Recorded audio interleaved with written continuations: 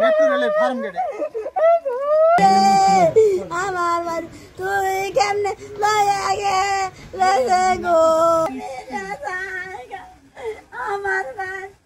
উনি বাসা নিয়ে থাকতো নারায়ণগঞ্জে বাসা নিয়ে থাকতো। ওনার ব্যবসা ছিল ঢাকাতে। খবর পেলাম টিভিতে যে মেট্রো রেলের ব্যারিং পরিয়া একজন পথচারী নিহত।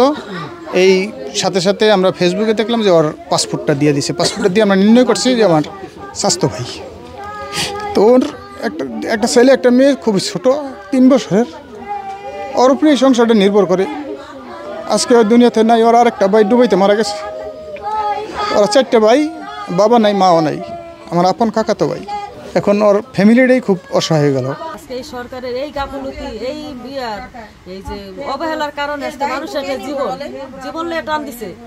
সরকারের সব কিছু তো গাফলতি করে, কিন্তু জানটা তো গেছে গা। আজ 2টা সন্তান থুইয়া বাপটা মারা গেল। এই 2টা সন্তানের কে দেখবো?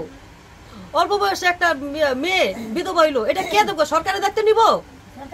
সরকারে নিব দায়িত্ব? পথঘাটে রাস্তাঘাটে পোলা মানুষজন অ্যাক্সিডেন্ট ঘটটা মানুষজন মরতাছে, এটা সরকারের দায়িত্ব নেব। এটা সরকার আর কি করবো? বাচ্চা দুটি বাঁচবো কেমনি, ফ্যামিলিটি বাঁচবো কেমনি, এইটা নির্ধারিত দিতে হইব সরকার।